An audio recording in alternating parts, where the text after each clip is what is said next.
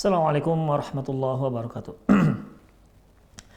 Innal hamdalillah nahmaduhu wa nasta'inuhu wa nastaghfiruh wa na'udzu billahi min shururi anfusina wa sayyiati a'malina may yahdihillahu fahuwal muhtadi wa may yudlil falan tajida lahu waliyyan mursyida. Asyhadu an la ilaha illallah wahdahu la syarika lah wa asyhadu anna Muhammadan 'abduhu wa rasuluhu alladzi la nabiyya ba'dah.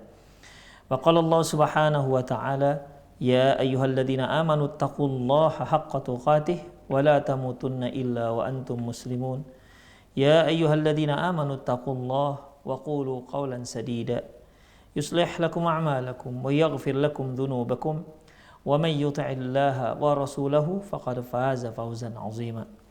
Ya ayyuhan nasu taqu rabbakumul ladzi khalaqakum min nafsin wahidah wa khalaqa minha zawjaha wa batha minhuma rijalan katsiran wa nisaa'a wattaqullaha alladzi tasaaluna bihi wal arham innallaha kana 'alaikum raqiba.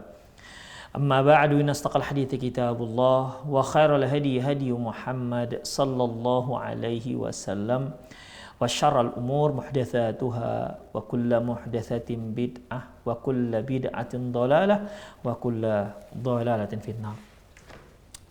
Kaum muslimin, para pemirsa Rosat TV dan pendengar radio Medan Mengaji dimanapun Anda berada, alhamdulillah kembali kita bertemu dalam acara kajian kitab Fiqh Tarbiyatil Abna. Di kajian lalu kita telah bahas di mana seorang pendidik hendaklah mengajarkan anak-anaknya pada perintah Allah Subhanahu wa taala dan juga mengajarkan anaknya untuk menjauhi apa yang dilarang oleh Allah Subhanahu wa taala walaupun dia masih kecil, walaupun dia masih di bawah usia baligh atau dia belum baligh.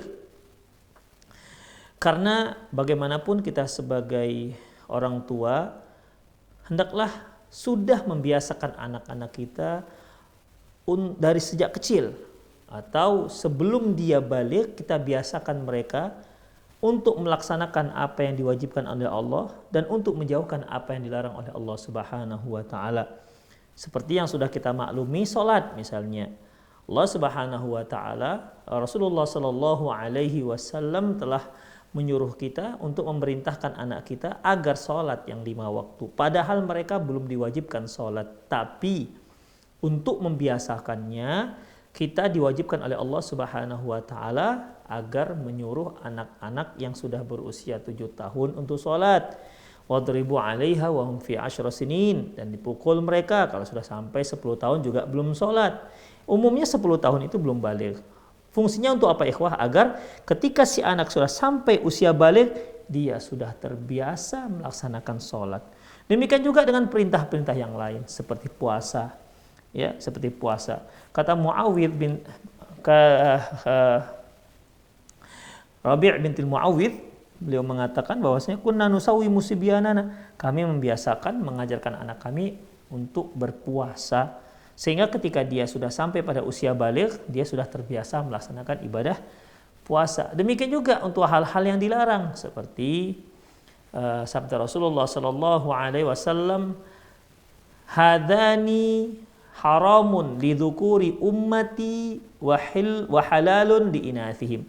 2 benda ini aku haramkan untuk laki-laki umatku dan halal untuk wanita-wanita umatku. Artinya 2 benda ini maksudnya sutra dan emas beliau haramkan untuk umatnya yang laki-laki. Nah, bagaimana kalau laki-lakinya belum baligh seperti anak-anak misalnya? Apakah mereka boleh memakai kain sutra? Apakah mereka boleh memakai emas? Dalam masalah ini ikhwah, anak-anak yang belum baligh tentunya belum ada terbeban hukum. Kalaupun dia memakai emas, ya dia tidak ada dosa bagi dia. Ya. Kalaupun dia pakai sutra, dianya tidak ada dosa. Tapi kita sebagai orang tua, sebagai pendidik, haruslah sejak kecil membiasakan mereka untuk menjauhi perkara-perkara seperti ini.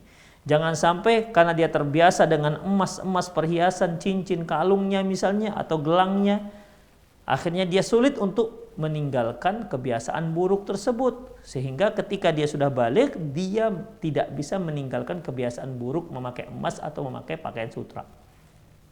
Demikian ikhwah. Makanya sebagian ulama ada yang mengatakan makruh memakaikan anak-anak yang belum balik itu emas dan sutra, sebagian lagi mengatakan haram.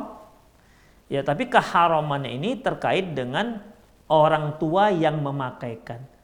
Jadi orang tua ya diharamkan memakaikan emas dan sutra bagi anak bayi laki-laki karena Rasulullah mengatakan secara umum hadani haramun lidukuri ummati. Dua benda ini haram untuk kaum laki-laki umatku. Ya, dia kecil kan juga sebagai laki-laki.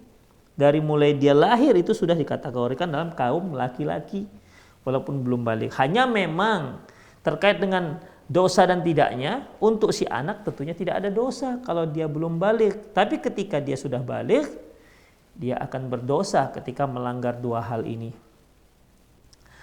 Hanya kedua orang tua ketika mereka memakaikan apa yang diharamkan oleh syariat, maka yang memakai si bayi tidak ada dosa bagi dia karena dia tidak mukallaf, tidak terbebani oleh hukum. Adapun orang tua sudah tahu dia ini haram dipakaikan untuk anak laki-laki umat Rasulullah, dia tetap pakaikan, maka dia berdosa. Bukan anak yang memakai yang berdosa, tapi yang memakaikan itu. Demikian ikhwah rahimanallah wa iyyakum. Ya. Imam Malik mengatakan makruh, tapi makruh yang dimaksud Imam Malik itu adalah dibenci. Dibenci, perkara yang dibenci. Kemudian seperti contoh lain misalnya memakai jilbab, menutup aurat. Ya, seorang anak kecil ketika dia membuka auratnya, ya dia tidak berdosa karena dia belum mukallaf, beban hukum belum dibebankan ke pundaknya. Demikian. Tapi kalau dia sudah balik masih tetap membuka auratnya, maka dia berdosa. Oleh karena itu, agar kaum wanita, anak-anak gadis kita ketika dia hendaklah kita membiasakan mereka untuk menutup auratnya sejak dia kecil. Ya, sejak dia kecil dengan harapan ketika dia sudah balik, dia sudah terbiasa untuk memakai hijabnya, terbiasa menutup auratnya. Kita tidak lagi rewel, bawel ataupun cerewet untuk menyuruh anak kita menutup auratnya. Kenapa? Dari kecil sudah kita biasakan. Jadi ketika dia mau keluar rumah itu sudah otomatis dia malu kalau rambutnya terlihat yang bukan mahramnya. Dia malu kalau lehernya terlihat dengan orang yang bukan mahramnya. Itu sudah otomatis. Mengapa? Karena ditanamkan rasa malu, terbuka aurat itu sejak kecil. Ya, sejak kecil sudah ditanamkan rasa malu tersebut. Sehingga ketika dia sudah besar, sudah balik terutama, dia sudah terbiasa menutup auratnya. Makanya para kaum muslimin dan muslimat yang punya anak kecil, ya cobalah dari kecil sudah dibiasakan mereka memakai hijab syar'i, memakai gamis. Ya. Jangan dia ketika anak sudah berusia nanti sudah berusia 7 tahun masih dipakaikan pakaian-pakaian sempit, tidak dipakaikan jilbab. Ya, nanti mereka tak terbiasa ikhwah untuk menutup auratnya. Makanya dari kecil walaupun si anak itu belum balik, tapi kita biasakan mereka memakai jilbabnya. Demikian ikhwah rahimanallahu wa iyyakum. Ya. Kemudian selanjutnya ya, al-abna'u wa ulumu ad-dunya. Ilmu umum dan anak-anak. Artinya anak-anak juga perlulah kita bekali mereka ilmu-ilmu umum, skill, sehingga itu bisa mereka gunakan untuk menopang kehidupan mereka, menopang ma'isyah mereka. Apakah itu keterampilan bengkel, atau komputer, atau dia mungkin punya keahlian dalam masalah IT, atau dia ngerti dengan masalah finansial misalnya. Dia juga ngerti masalah akuntansi misalnya, sehingga dia bisa jadikan itu sebagai skillnya dan bisa bekerja dalam bidangnya. Itu semua tentunya dalam ilmu umum. Atau dia mungkin seorang yang arsitek misalnya, dia bisa merancang apa saja yang dia ingin, dia bisa buat gambar bangunan, demikian. dia bisa merancang sebuah bangunan. Ini semua dibolehkan untuk anak-anak. Wa kadzalika falyakhudhil abna hadzahum wa nasibahum mimma yanfa'uhum min umurid dunya wa ulumiha. Demikian juga seorang anak itu boleh silakan dia mengambil bahagian dalam ilmu-ilmu yang bermanfaat untuk dia di saat dia hidup di dunia ini. Ya, silakan dia ambil ilmu-ilmu yang bermanfaat, ilmu-ilmu dunia yang bermanfaat untuk dia. Wa ma yuqawwimullahu bihi ala aduhim, atau dia memiliki ilmu di mana ilmu tersebut bisa digunakan untuk menghadapi musuh-musuh Allah Subhanahu wa taala. Ya mungkin kalau terkait dengan ilmu pertempuran misalnya, ya dia punya basic, dia punya skill bagaimana cara membuat senjata misalnya, ya, atau dia pelajari bagaimana strategi dalam berperang misalnya, ya. Itu semua tentunya sangat baik dia ajarkan pada anak-anak ilmu-ilmu umum seperti ini. Wa qad qala Nabi sallallahu alaihi wasallam, sungguh Nabi sallallahu alaihi wasallam pernah mengatakan, antum a'lamu bi umur dunyakum, kalian itu lebih tahu tentang masalah-masalah dunia kalian. Demikian. Jadi kalau masalah-masalah dunia, masalah-masalah ilmu dunia, ya Rasulullah katakan kita lebih tahu tentang ilmu dunia kita ketimbang Rasulullah sallallahu alaihi wasallam. Ya seperti kalau kita katakan ilmu terkait dengan HP, penggunaan HP, ya kita kita ya lebih tahu daripada Rasulullah, karena HP nggak ada pada zaman Rasulullah Sallallahu Alaihi Wasallam. Kamera misalnya, ya, atau banyak hal ikhwah, benda-benda yang ada pada zaman sekarang tidak ada pada zaman Rasulullah Sallallahu Alaihi Wasallam. Seperti yang telah kita ceritakan bahwasanya ketika Rasulullah Shallallahu Alaihi Wasallam datang ke kota Madinah, beliau melihat para sahabat itu melakukan kawin silang, melakukan talqih kawin silang antara putik jantan dengan putik jantan ke putik betina. Jadi tidak dibiarkan pembuahan itu secara alami. Memang harus dibuahkan, diambil putik betina jantannya, ditaburkan ke putik betinanya. Demikian, sengaja ditaburkan. Tujuannya agar hasil panen korma itu bisa melimpah. Demikian. Kalau dibiarkan begitu saja, ya akan banyak putik-putik betinanya yang tidak akan berbuah karena tidak mendapatkan putik sari dari jantan. Makanya para sahabat melakukan itu dengan cara manual, ya, ditaburkan di putik-putik betinanya. Putik jantan diambil, ditaburkan di putik-putik betinanya. Demikian. Melihat hal itu Rasulullah mengatakan, coba dibiarkan saja secara natural. Tidak usah dibantu dengan kita tabur-taburkan, kata Rasulullah. Akhirnya karena ini dari Rasulullah Shallallahu Alaihi Wasallam, para sahabat ngikutin ide Rasulullah tersebut. Dan ternyata tahun tersebut anjloklah hasil panen kurma. Dan hal itu dilaporkan para sahabat kepada Rasulullah SAW karena mereka mengikuti ide Rasulullah SAW. Mendengar hal itu, Rasulullah katakan, antum a'lamu bi umurid dunyakum. Kalian lebih tahu tentang masalah dunia kalian. Demikian ikhwah, rahimani Allah wa iyyakum. Ya, artinya ya berarti boleh kita ajarkan kepada anak-anak kita ilmu-ilmu umum. Tapi ingat, jangan sampai saking perhatiannya kita ilmu umum untuk anak-anak kita sehingga kita melalaikan ilmu akhirat, ilmu agama anak-anak kita. Ya'lamuna zahiran minal hayatid dunya wa hum bil akhirati humul ghafilun. Mereka mengetahui ilmu-ilmu zahir, masalah daripada kehidupan dunia, dia sangat ahli. Wa hum bil akhirati humul ghafilun, sementara untuk ilmu akhirat mereka lalai, gak tahu bagaimana cara sholat yang hakiki, gak tahu bagaimana cara mengambil wudhu sesuai dengan sunnah Rasulullah Sallallahu Alaihi Wasallam. Ini kan bermasalah, padahal titel akademiknya sudah profesor, tapi cara wudhu sesuai dengan Rasulullah gak ngerti. Demikian ikhwah, ya. Titelnya luar biasa, sudah master, entah master apa saja, PhD dan lainnya. tapi ternyata cara sholat sesuai Rasulullah nggak tahu.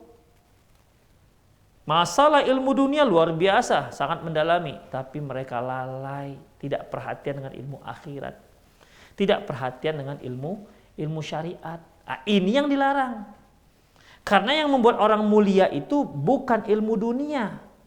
Maksudnya mulia di sisi Allah itu bukan ilmu dunia, tapi ilmu akhirat. Yarfa'illahu alladhina amanu minkum walladhina utul ilma darajat. Allah mengangkat orang-orang yang beriman di antara kalian dan mengangkat orang-orang berilmu di antara kalian beberapa derajat. Ya. Jadi orang yang mendalami ilmu agama itu lebih mulia ketimbang yang tidak mendalami ilmu agama. Demikian ikhwah. Semakin tinggi ilmu agamanya, maka dia semakin diangkat oleh Allah Subhanahu wa taala derajatnya. Itulah dia. Makanya ini tidak berlaku untuk ilmu umum. Mengapa demikian? Ketika Rasulullah SAW mengatakan antum a'lamu bi umur dunyakum, kalian lebih tahu tentang masalah usia, masalah dunia kalian. Coba kita lihat. Kalau masalah dunia itu juga dikatakan bahwasanya diangkat derajatnya oleh Allah Subhanahu wa taala beberapa derajat gara-gara mendalami ilmu dunia. Coba, mana lebih tahu? Mana lebih mendalami? Mana lebih paham tentang ilmu berkebun kurma? Para sahabat atau Rasulullah? Dari ucapan Rasulullah SAW mengatakan antum a'lamu bil umur dunyakum dengan kisah yang kita sebutkan tadi, berarti para sahabat lebih mengerti tentang bagaimana berkebun kurma ketimbang Rasulullah. Sampai Rasulullah katakan antum a'lamu bi umur dunyakum. Kalian lebih tahu tentang masalah ilmu dunia kalian. Tapi apakah kita katakan para sahabat lebih mulia dibandingkan Rasulullah? Jawabannya tentu tidak. Ya. Karena yarfa'illahu alladhina amanu minkum walladhina utul ilma darajat. Allah mengangkat orang-orang yang beriman di antara kalian dan mengangkat orang-orang yang diberi ilmu beberapa derajat. Ini hanya untuk ilmu syariat. Bukan ilmu umum. Bukan berarti ilmu umum enggak berguna. Berguna ikhwah. Ya, berguna. Ilmu-ilmu umum ini berguna untuk mendukung akhirat kita, mendukung dakwah kita seperti sekarang ada dakwah melalui TV satelit. Demikian. 20 tahun lalu belum ada dakwah melalui TV satelit. 20 tahun yang lalu mungkin masih menggunakan radio, itu sangat sedikit orang-orang yang menggunakan radio. Demikian ikhwah. Jadi dalam masalah ini ya yang terkait dengan diangkatnya orang-orang yang diberi ilmu beberapa derajat adalah ilmu syariat, tapi bukan berarti kita mengabaikan ilmu dunia. Kita ini hidup di dunia, maka sedikit banyak kita membutuhkan ilmu dunia untuk menunjang akhirat kita. Ya, untuk menunjang akhirat kita. Demikian ikhwah. Seperti kalau kita menggelar infak, mengajak para donatur untuk berinfak, ya, berinfak seperti untuk terselenggaranya penyiaran TV satelit seperti Rosat TV ini, melalui perantara Rosat TV ini ya disiarkan kajian-kajian ya dari para ustaz-ustaz ahli sunnah wal jamaah, didengar oleh masyarakat kaum muslimin, maka otomatis dari donasi itu muncullah ada kamera sebagai alatnya, ada satelit, ada pemancarnya dan lain-lainnya. Maka dia seperti seorang yang sedang beribadah. Man dalla ala khair falahu mislu ajri fa'ilihi. Barang siapa yang menunjukkan kebaikan, maka dia mendapatkan pahala seperti orang yang melaksanakannya. Demikian ikhwah. Jadi dalam masalah ini, ilmu dunia yang kita dapati itu bisa menunjang kita lebih mudah untuk mendapatkan akhirat. Tapi, sebagaimana yang dikatakan oleh Syekh Muhammad bin Shalih Al-Utsaimin, ilmu dunia itu memiliki dua mata pedang. Bisa digunakan untuk membela kebenaran dan bisa digunakan untuk menghancurkan kebenaran. Bisa digunakan untuk kebaikan, bisa digunakan untuk keburukan. Demikian ikhwah rahimanallah. Makanya orang-orang yang hanya memahami ilmu dunia, tak memahami ilmu akhirat, tidak memahami ilmu agamanya, inilah orang-orang yang nanti akan menjadi penjahat-penjahat yang berdasi, penggerogot-penggerogot bangsa. Demikian, dia nggak punya aturan, dia nggak takut dengan Allah Subhanahu wa taala. Ya, dia bahkan mungkin saja dia nggak tahu apa itu Allah, ngapain kita sholat, mungkin begitu cara dia berpikir. Kenapa? Tidak dikontrol dengan ilmu agama.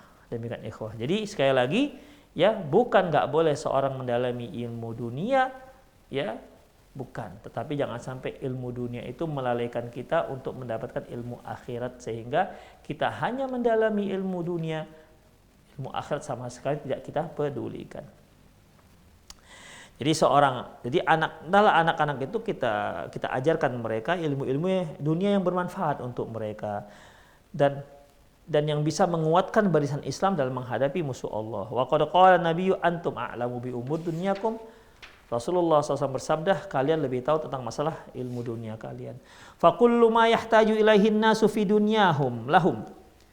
Fi dunyahum, semua apa saja yang dibutuhkan oleh umat manusia dalam kehidupan dunianya, lahum ayyata'allamuhu madamu fi hajati ilahi. Maka dianjurkan mereka untuk mempelajarinya selagi memang mereka membutuhkannya. Ya, selagi mereka membutuhkannya. Misalnya ini ikhwah rahimanallahu wa iyyakum. Apa yang kita butuhkan di dunia ini misalnya? Kita butuh untuk menutup aurat. Untuk menutup aurat kita butuh kain. Kain itu tidak bisa muncul begitu saja. Kain itu berasal dari benang. Benang berasal dari kapas. Kapas dipintal menjadi benang. Benang dipintal menjadi kain. Itulah alat untuk menutup aurat kita. Pemintalan mulai dari penanaman pohon kapas itu kan perlu ilmu. Sampai pohon tersebut tumbuh dengan baik sehingga kita bisa memanen kapas tersebut. Memintal kapas supaya bisa menjadi benang, ini kan juga butuh ilmu. Demikian juga setelah itu kapas menjadi benang, kita ingin menenunnya menjadi kain, ini juga butuh ilmu. Setelah jadi kain, kita perlu ilmu menjahit supaya kita bisa memotongnya dan menjadikan sebuah pakaian yang bisa kita pakai untuk menutup aurat. Demikian ikhwah. Jadi ini semua perlu dipelajari. Demikian ikhwah. Jadi tidak bisa dengan zikir misalnya 30.000 kali tiba-tiba kita bisa menjahit. Enggak ada seperti itu ikhwah. Ya, tidak ada yang seperti itu. Harus dipelajari.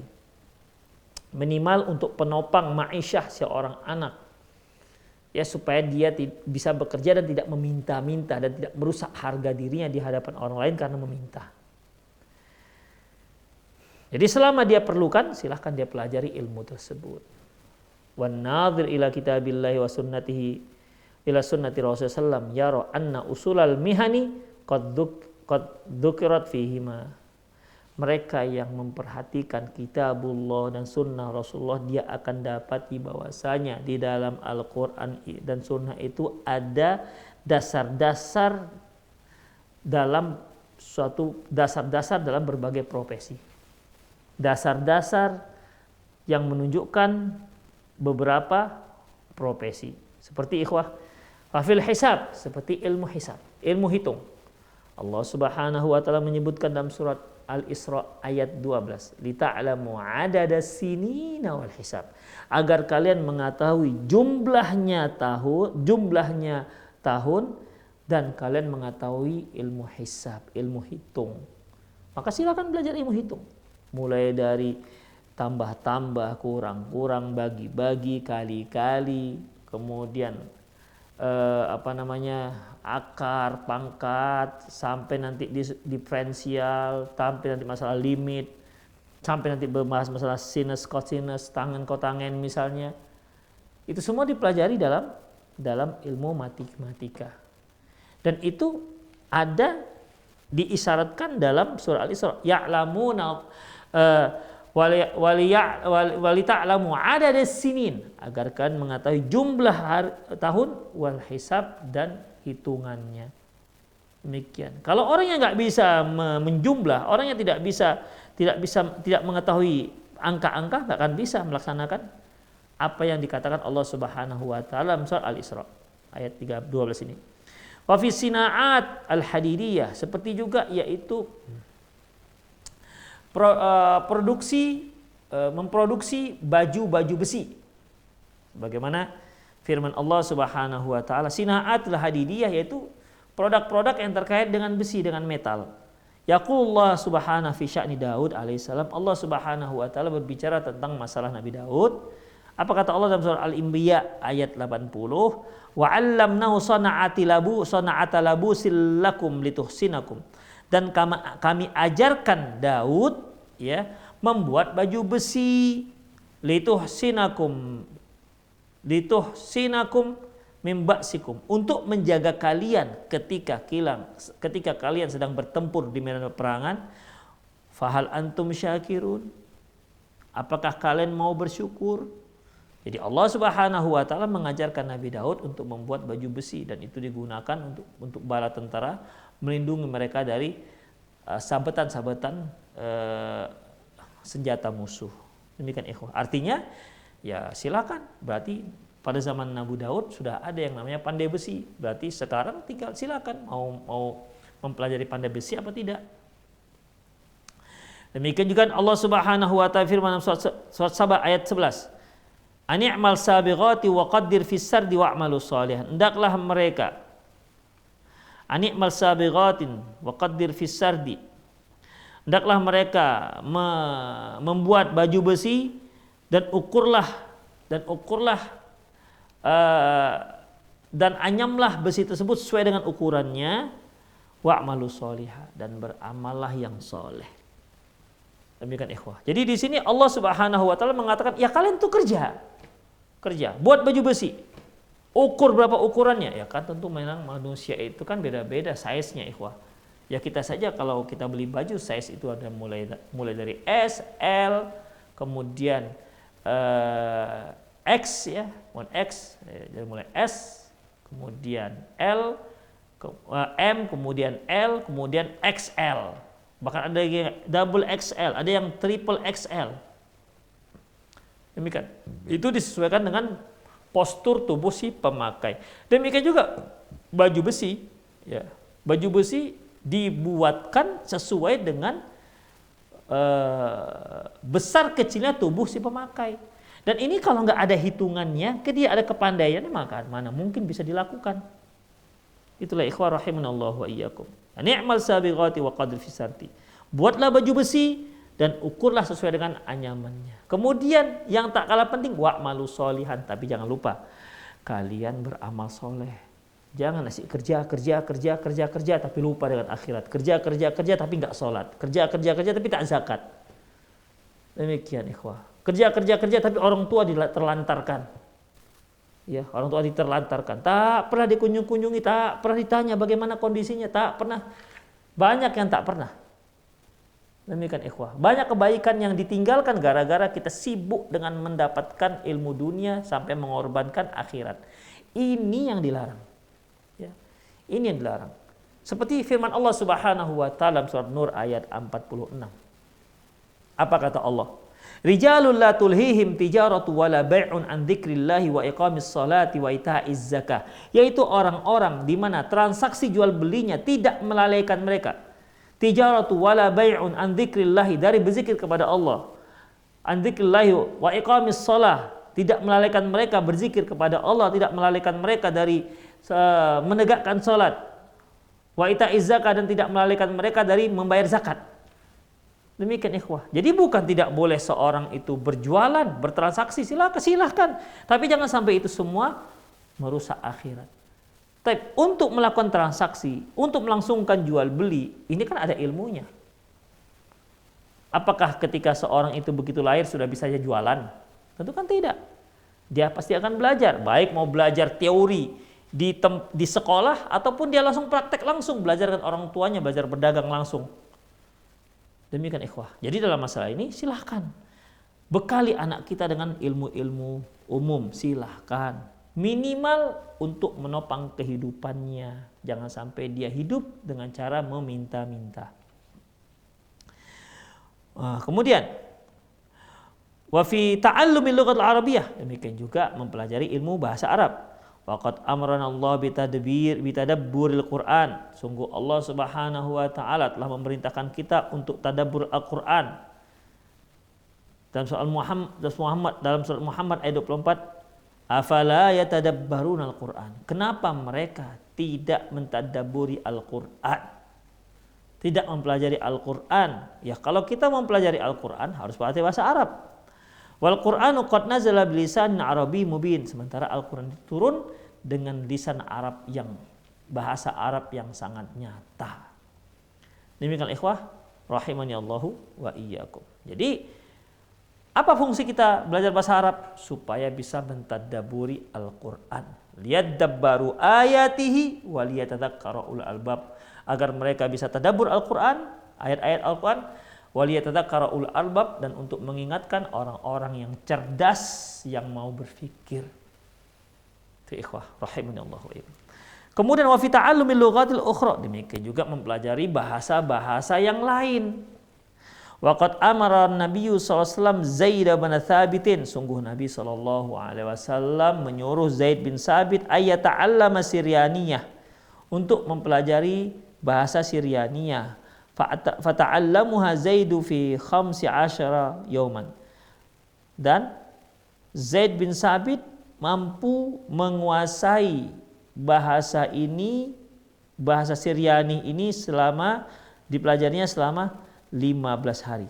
Bayangkan ikhwah, 15 hari Zaid bin Thabit menguasai bahasa Siryaniyah. Luar biasa ikhwah. Ya, cerdas Zaid bin Thabit, luar biasa. Orang kita nggak pandai bahasa Inggris, 15 hari kita belajar bahasa Inggris, langsung bisa bahasa Inggris. Coba. Kalau nggak orang jenius, orang yang bagaimana lagi ini? Dia nggak tahu bahasa Arab. Belajar 15 hari bahasa Arab, langsung menguasai bahasa Arab. Coba kita bisa bayangkan betapa jeniusnya Zaid bin Thabit. Hadis ini diriwayatkan Imam Tirmidzi. Wa fi majalit tib, demikian juga dalam masalah kedokteran. Ya. Demikian juga dalam bidang kedokteran. Yaqulun Nabi SAW. Nabi SAW bersabda, "Tadawu fa innallaha azza wa jalla lam yadha' da'an illa wada'a lahu dawa'. Ghairu da'in wahidin."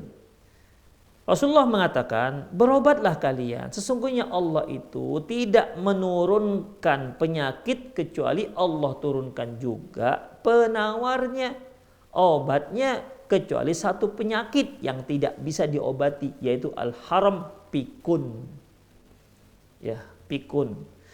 Itu tidak ada obatnya. Ya, tidak ada obatnya. Waqad arsala Nabi sallallahu alaihi wasallam ila Ubay bin Ka'ab tabiban fakawahu. Nabi sallallahu alaihi wasallam mengutus seorang dokter kepada Ubay bin Ka'ab, dan dokter itu pun melakukan kaid terhadap Ubay bin Ka'ab. Demikian juga al-hijamah, berbekam. Kanat ala ahdin Nabi sallam wa kadzalika hajamun wa qad ihjadama Nabi sallam. Di mana al-hijamah, ilmu berbekam, itu sudah ada pada zaman Nabi sallallahu alaihi wasallam, dan Nabi juga berbekam serta memberi upah, serta Nabi sallallahu alaihi wasallam sendiri telah melakukan bekam. Hadis diriwayatkan oleh Imam Bukhari. Demikian juga al-handasatu wal bina'u kadzalik. Demikian juga ilmu pengetahuan dalam merancang sipil, ya, atau yang membuat sebuah bangunan, ini juga perlu supaya anak-anak kita di suatu hari nanti mungkin dia sebagai arsitek, mungkin dia sebagai perancang bangunan, sehingga dia bisa membangun gedung-gedung pencakar langit misalnya. Ya. Dalam surat Saba ayat 13 Allah berfirman, "Ya'maluna lahu ma yasha." Mereka melakukan sesuatu yang mereka inginkan, min maharib, yaitu gedung-gedung tinggi, wat tamathil, dan gedung-gedung tinggi, kemudian wat tamathil, demikian juga patung-patung. Demikian. Ini pada zaman Nabi Sulaiman. Ya. Tentara-tentaranya itu membangun bangunan yang tinggi-tinggi. Tak tahu kita ini berapa tingkat, ya, tapi yang tinggi. Itu sudah ada konsep bangunan itu pada zaman Nabi Sulaiman alaihissalam. Ya. Wajifanin kal jawab, demikian juga mereka juga uh, memproduksi piring-piring yang sebesar kolam. Gimana tuh piring sebesar kolam? Itu tergantung kolamnya ya. Kalau kolam yang ukuran internasional 25 kali 50, bayangkan tuh berapa piring yang besarnya seperti itu misalnya. Wa quduri rasiyat, dan periuk-periuk yang tetap standby di atas tungku siap memasak makanan. Ini semua tidak bisa dilakukan kecuali dengan ilmu dunia. Demikian ikhwah rahimanallah wa iyyakum. Tapi sepertinya itu saja kajian kita ya. Semoga bermanfaat. Qul qouli hadza wa astaghfirullah li wa lakum walisal muslimin innahu wal ghafurur rahim. Bagi para kaum muslimin yang ingin bertanya, Anda bisa hubungi langsung nomor yang sudah tertera di pesawat televisi Anda, atau Anda juga boleh mengirimkan pertanyaan melalui via WhatsApp, atau juga melalui via WhatsApp ya. Anda bisa telepon langsung, atau Anda juga bisa mengirimkan via WhatsApp dengan nomor yang sama. Tapi sudah ada yang masuk. Assalamualaikum warahmatullahi wabarakatuh. Ustadz, izin bertanya, ada seorang anak angkat yang diasuh oleh pasutri. Nah, waktu mereka mengangkatnya menjadi anak mereka membuat dokumen kenegaraan seperti akta lahir dan lain-lain itu bahwasanya si anak angkat tadi adalah anak kandung pertama mereka. Dan kebetulan waktu itu mereka belum ngaji. Sekarang si anak sudah masuk sekolah dan sesuai dengan yang ada diminta akta kakak, di mana akta si anak angkat adalah anak kandung. Yang mau ditanyakan, apakah orang tuanya wajib memberi informasi kepada pihak sekolah bahwasanya status anak tersebut adalah anak angkat, karena di formulir biasanya ada yang diminta status anak dan anak keberapa. Tapi untuk anaknya sendiri sudah tahu bahwasanya dia adalah anak angkat, dan dia juga sudah tahu siapa orang tua kandungnya dan saudaranya. Ikhwan rahimanallahu wa iyyakum. Ya. Sebenarnya dalam masalah ini tidak perlulah ya kita beritahu, karena mereka juga nggak begitu open dan nggak perlu perhatian masalah anak ini mau angkat, karena di situ kan juga ada wali. Demikian juga dokumen-dokumen penting yang si anak, mungkin akte kelahiran, atau kalau dia sudah punya ijazah, misalnya ijazah TK atau ijazah SD, maka nggak perlu dirubah, udah begitu saja, karena untuk merubahnya juga susah. Ya, untuk merubahnya juga sudah susah. Ya, kalau misalnya bapak dan ibu yang bertanya bisa merubahnya ke pejabat sipil negara, ya silahkan, kependudukan silahkan. Tapi kalau sulit, ya biarkan saja. Yang penting orang-orang tahu bahwasanya dia adalah anak angkat kita, bukan anak kandung kita. Terutama tentunya dia sendiri, anak yang bersangkutan. Dia tahu bahwasanya kita itu bukan anak kandung dia, tapi anak angkat. Demikian. Kalau dia perempuan, berarti hati-hati. Berarti bapak dan bapak angkatnya harus jangan samakan dia seperti anak-anak kandung, karena dia adalah anak angkat. Tetap tidak boleh menampakkan aurat kepada dia juga nggak boleh menampakkan aurat kepada bapak angkatnya, karena bukan mahram. Tidak boleh salaman, tidak boleh cipika-cipiki, nggak boleh. Karena apa? Karena dia bukan anak kandung. Demikian juga kalau seandainya si anak kandung ini si anak angkat ini ternyata menjadi seorang yang sukses kaya raya, meninggal, ayah dan ibu angkat tidak dapat warisan. Demikian juga ayah angkat meninggal, maka anak angkat tidak mendapat warisan. Demikian ikhwah rahimanallah wa iyyakum ya. Jadi yang penting tahulah orang-orang ya. Kalau memang seperti yang kita katakan tadi memang bisa dirubah semua dokumen-dokumen negara yang penting, bisa dan mudah, silahkan. Tapi kalau enggak, cukuplah orang-orang tahu, kita tahu, anak kita juga tahu bahwasanya dia bukan anak kandung kita. Allahu a'lam bishawab. Baik, halo. Halo. Halo, assalamualaikum Ustaz. Waalaikumsalam warahmatullahi wabarakatuh. Silakan Pak. Dengan Bapak siapa, dari mana? Saya dengan Rocky Ustaz dari Medan. Ya, silakan Pak Rocky. Ustaz gini, ayah saya kan punya keponakan umur sekitar 40 tahun lebih gitu, 45 tahun. Jadi mau menikah gitu. Sementara walinya sudah tidak, orang tuanya sudah tidak ada lagi, baik laki-laki maupun perempuan gitu kan. Abangnya sudah meninggal dan adik laki-lakinya sudah meninggal. Jadi apakah ini menjadi kewajiban bagi orang tua saya sebagai pamannya untuk menikahkan dia, atau memang bisa dialihkan ke yang lain, atau maksudnya ke KUA ataupun mungkin ke wali hakim, dan sementara untuk status daripada laki-laki tersebut, orang tua saya tidak tahu menahu tentang laki-laki tersebut, karakternya, akhlaknya atau agamanya, dan orang tua saya ingin diminta dari keponakan tadi untuk menikahkan. Bagaimana mohon nasihatnya Ustadz bagi kami untuk di keluarga ini?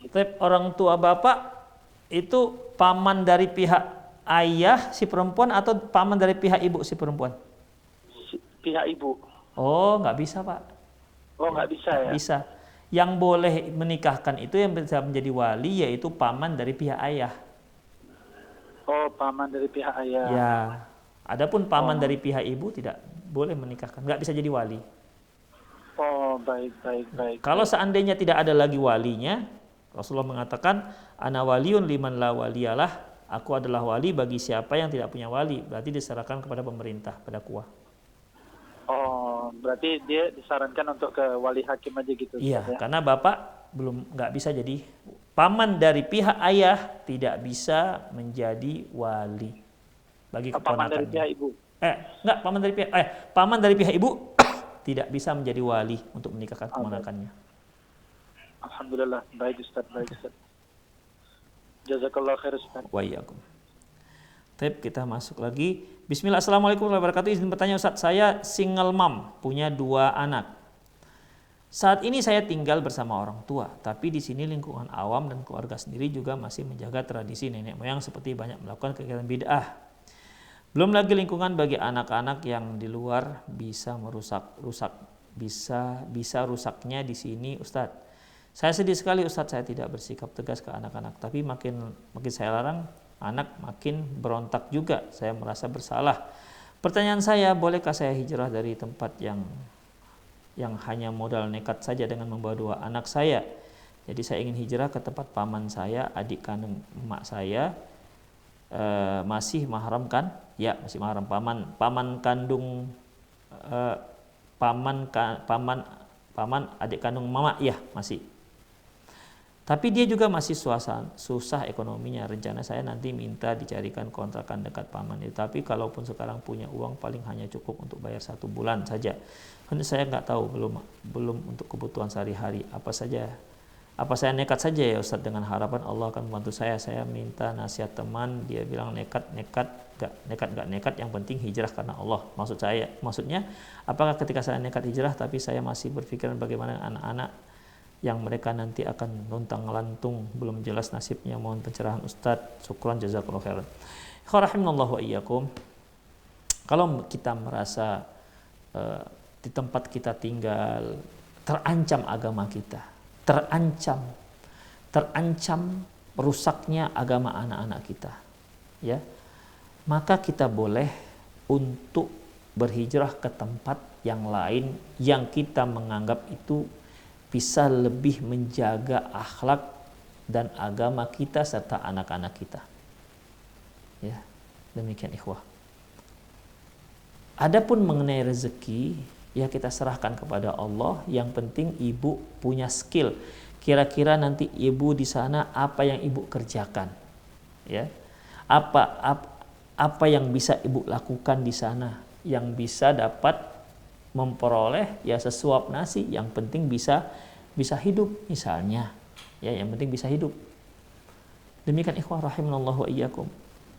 Ya, insyaallah Allah Subhanahu wa taala akan memberikan kemudahan, Allah akan memberi kelapangan insyaallah kalau kita memang hijrah kepada Allah Subhanahu wa taala untuk memperbaiki, menjaga agama kita dan anak-anak kita. Insyaallah Allah Subhanahu wa taala sudah menjamin rezeki kita.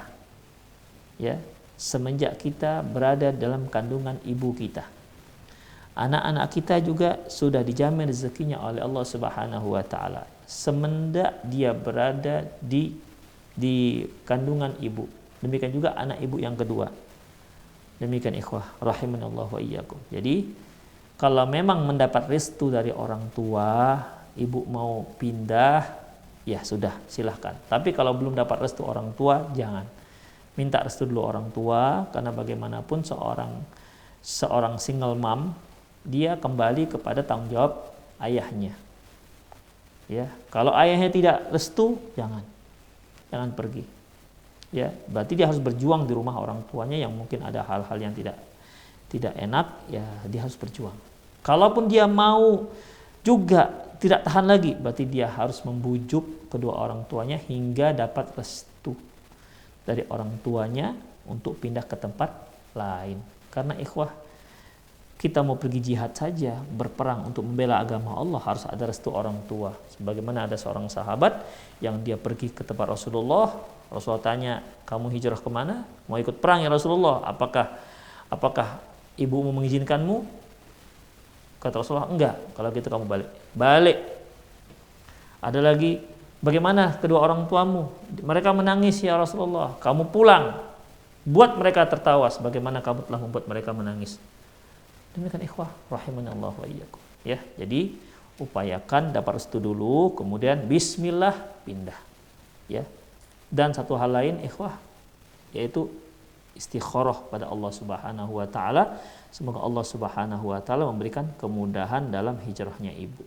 Demikian. Jadi bukan nekat tanpa perhitungan, tetap ada perhitungan ya, tapi tetap kita ingin berhijrah. Ya, bukan nekat namanya. Nekat itu apa? Tanpa ada perhitungan. Tetap ada perhitungan. Demikian ikhwah rahimanallah wa iyyakum. Allahu a'lam bissawab. Sepertinya tidak ada lagi ya pertanyaan. Oke lah ikhwah rahimanallah wa iyyakum. Tidak ada lagi pertanyaan, semoga. Oh, ada lagi nih sepertinya. Baik. Ustadz, jika seorang istri menyusui anak angkat, kan bisa jadi mahram terhadap istri tersebut. Jika anaknya perempuan, apakah juga menjadi mahram bagi suami? Iya. Apabila seorang istri menyusui anak orang lain sebanyak 5 kali susuan kenyang. Sebanyak 5 kali susuan kenyang. Maksudnya dia nyusu kenyang. Nanti beberapa jam kemudian nangis lagi, susu lagi, dah kenyang dia. Sampai 5 kali. Kalau sudah 5 kali, maka ibunya menjadi mahram, suami si ibu ibunya menjadi ibu susuan, yang menyusui dia menjadi ibu susuan, suami ibu yang menyusui dia menjadi bapak susuan. Kemudian keluarga dari ibu, misalnya si bapak susuan ini punya adik atau abang yang laki-laki, maka paman susuan. Si ibu ini dan si ibu susuan dan ayah susuan punya ayah lagi, maka kakek susuan. Makanya Rasulullah katakan yuhramu minan nasab, yuhramu minar radha'ah, ma yuhradu minan nasab. Sesuatu yang bisa membuat